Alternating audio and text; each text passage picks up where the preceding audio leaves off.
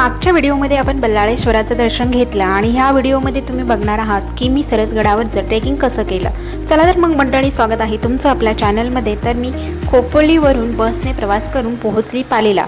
बसचं तिकीट 61 रुपये पर पर्सन आहे। साधारणतः 1 ते सव्वा तासात आपण पालीला पोहोचतो। मंदिरापासून 5 मिनिट अंतरावर गडावर जाण्यासाठी रस्ता आहे। आत्ता खूप ऊन झालंय, पण तुम्ही जर इथे येणार असाल तर लवकर या, बाप्पाचं दर्शन घ्या आणि मग ट्रेकिंगला सुरुवात करा।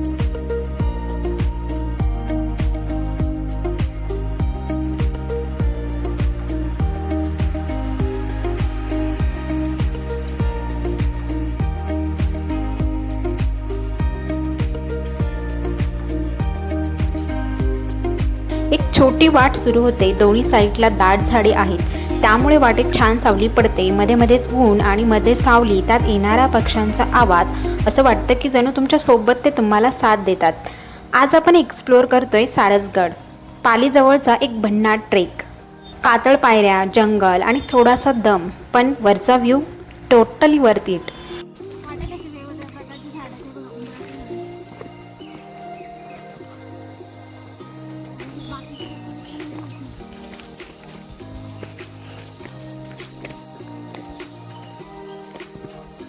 थोडी मध्ये सावली येते ना, बरं वाटतं।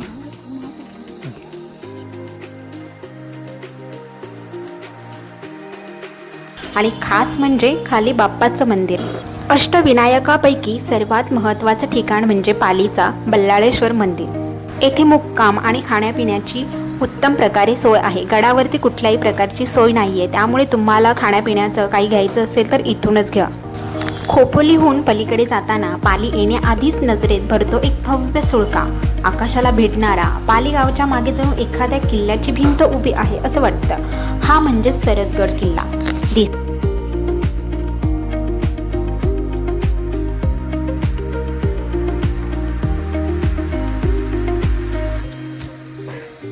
सोबत येताना पाणी 2-3 लिटर भरपूर पाणी घेऊन यायचं सोबत। ऊन, बापरे, कसलं ऊन झालंय। मला उन्हाळा खूप आवडतं, त्याच्यामुळे मी उन्हात फिरते, त्याच्यामुळे काळी पडली मी आता।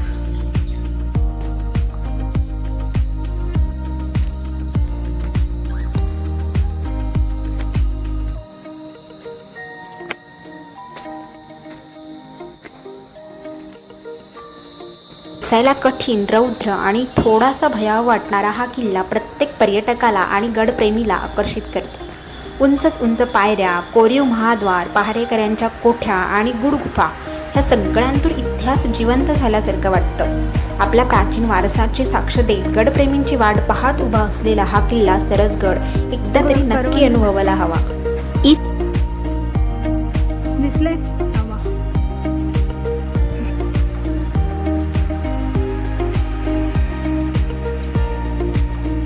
हे काहीतरी दिसले, हे काय माहित नाही मला, पण तुम्ही कमेंट करून मला सांगा नक्की काय ते। एवढं छान दिसते ते भर उन्हामध्ये, असं वाटतं खावं। इसवी सन 1346 मध्ये मलिक अहमद निजाम शाह यांनी सिंहगड किल्ला, तोरणा किल्ला आणि पुरंदर किल्ला जिंकून कोकणात प्रवेश केला। त्यावेळी कोरीगड किल्ला, सुधागड किल्ला, सरसगड किल्ला आणि सुरगड किल्ला हे किल्ले त्यांच्या ताब्यात आले। नंतर हे किल्ले आदिलशाहीत दाखल झाले। शिवकालीन पुरंदर तहानुसार मिर्झा राजे जयसिंग यांना दिलेल्या 23 किल्ल्यांमध्ये सरसगडाचाही समावेश होता।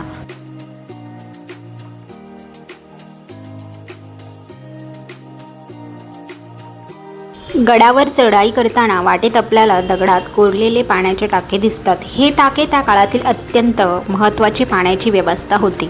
असे मानले जाते की छत्रपती शिवाजी महाराज यांनी गडावर पाणी टंचाई होऊ नये म्हणून अशी टाकी व्यवस्था नियोजन करून बांधून घेतली होती.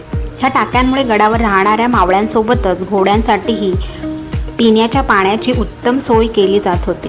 डोंगर माथ्यावर पाणी साठवणे ही एक खूप मोठी गोष्ट आहे आणि ही टाके बघितल्यावर त्या काळातील सुबक नियोजन आणि दूरदृष्टीची जाणीव आपल्याला होते. गडावर जाताना ह्या पाण्याच्या टाक्यांकडे नीट लक्ष द्या, कारण त्या फक्त पाण्याचा स्रोत नाही तर आपल्या इतिहासाची जिवंत साक्ष आहेत.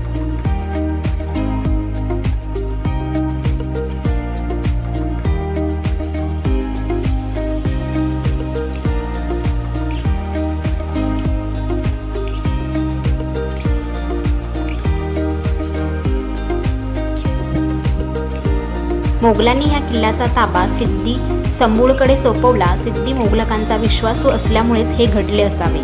छत्रपती शिवाजी महाराज यांनी इसवी सन 1670च्या सुमारास परिसरातील अनेक किल्ले जिंकले, तरी सिद्दी संबूळने सरसगड एकाकी लढवला. टॉमस निकल्सन आपल्या रोजनिशीत लिहितो की सरसगड हा शिवाजी महाराजांच्या प्रांतात असून सिद्दी संबूळने त्याच्या विरुद्ध बराच काळ लढा दिला, पण दंडा राजापूरहून मदत न मिळाल्याने त्याला अखेरीस गड सोडावा लागला. हा बघा, हा भुयार असा आतमध्ये, आणि तुम्ही बघितलं असेल आता हे इकडनं हे जसं जसं आतमध्ये गेलं ना तरी छोटं छोटं होत जाते आणि आतमध्ये खूप अंधार आहे. त्याच्यामुळे 2 रस्ते त्याला, एक डावीकडे उजवीकडे. इकडे 2 रस्ते, इकडे डावीकडे उजवीकडे. आत काय असेल आणि आपण आत जाऊ पण शकत नाही, कारण तुम्ही बघू शकता हे माझं डोकं आणि हे वरती एवढं डिस्टन्स आहे. आतमध्ये तर अजून हे असेल, पूर्णच अंधार आहे. आतमध्ये काही दिसत नाहीये. चल आता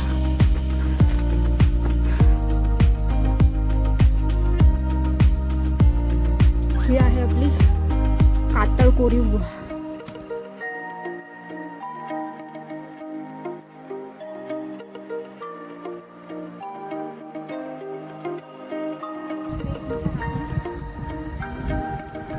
इकडे एक आणि तिकडे एक उंच कातळ आणि ह्या घळीतून जाणारी एक अरुंद रहस्यमय वाट.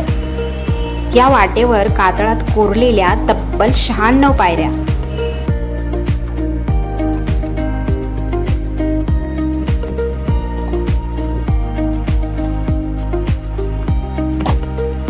ज्या गुडघाभर उंच असल्यामुळे चढाईचा चांगलाच कस लागतो.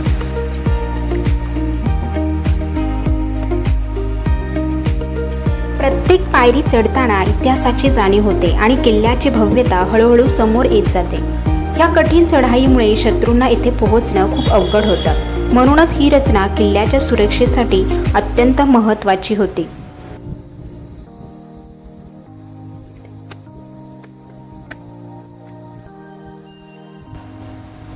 यानंतर शिवाजी महाराजांनी नारो मुकुंद यांना सुधागड किल्ला व सरसगड किल्ला यांची जबाबदारी दिली.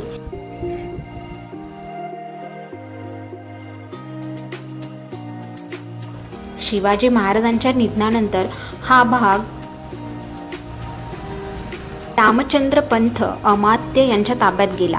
पुढे या भागातील 11 किल्ल्यांची जबाबदारी शंकराजी नारायण यांच्याकडे सोपवण्यात आली. त्यात सरसगडाचाही समावेश होता. नंतर हा किल्ला भोर संस्थानाकडे गेला आणि 1948 पर्यंत त्याची देखरेख होती. संस्थान खालसा झाल्यानंतर इतर किल्ल्यांप्रमाणे सरसगड सरकारच्या ताब्यात आला. मात्र कालांतराने डागडुजीकडे दुर्लक्ष झाल्यामुळे आज हा किल्ला निसर्गाच्या लहरीवर तग धरून आहे.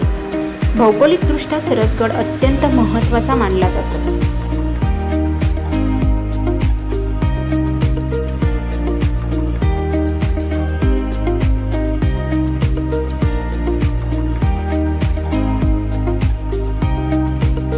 या पायऱ्या चढताना धापा टाकत आपण शेवटी त्या भव्य मुख्य दरवाजापाशी पोहोचतो, जेथून पुढे सुरू होतो किल्ल्याचा खरा प्रवास. या भव्य दरवाजाला लागूनच आपल्याला तिहेरी तटबंदीची मजबूत रचना पाहायला मिळते. पूर्णपणे कातळात कोरलेले हे महाद्वार किल्ल्याच्या अभेद्य सुरक्षेची साक्ष देत उभे आहे. दरवाजाच्या माथ्यावर कोरलेले कमलदल त्याच्या स्थापत्य सौंदर्यात भर घालते. याच ठिकाणावरून आपण चढून आलेला कातळ कोरीव पायऱ्यांचा जिना स्पष्ट दिसतो. तिन्ही बाजूंनी बांधीव तटबंदीने घेरलेले हे ठिकाण संरक्षणासाठी अत्यंत महत्त्वाचे होते. उंच आणि कठीण पायऱ्या चढून आलेल्या शत्रूला इथेच रोखून त्याला नामोहरम करण्याची अत्यंत कुशल योजना येथे आखलेली होती.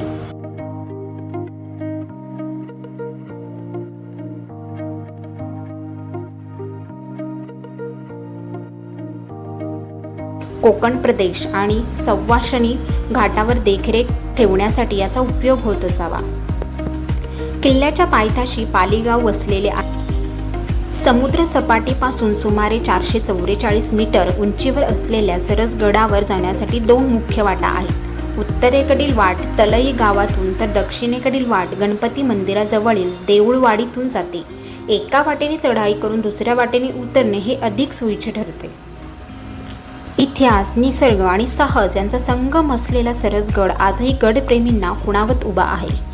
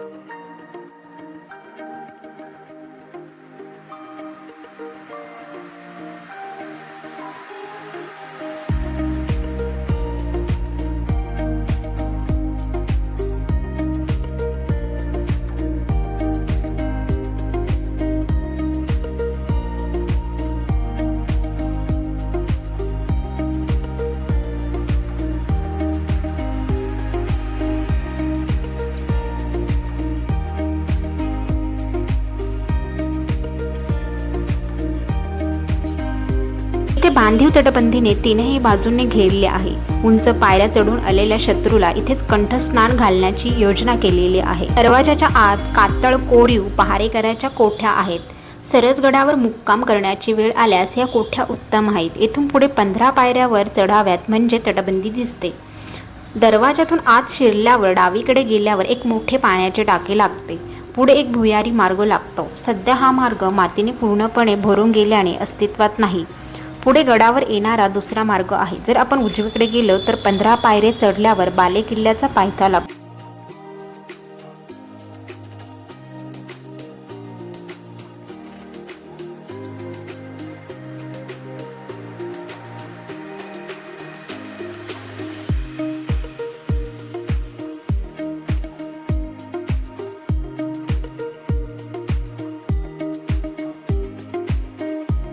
रायगड जिल्ह्यातील पाली गावाजवळ वसलेला सरसगड किल्ला आपल्या वैशिष्ट्यपूर्ण रचनेमुळे इतिहासप्रेमींना आकर्षित करतो.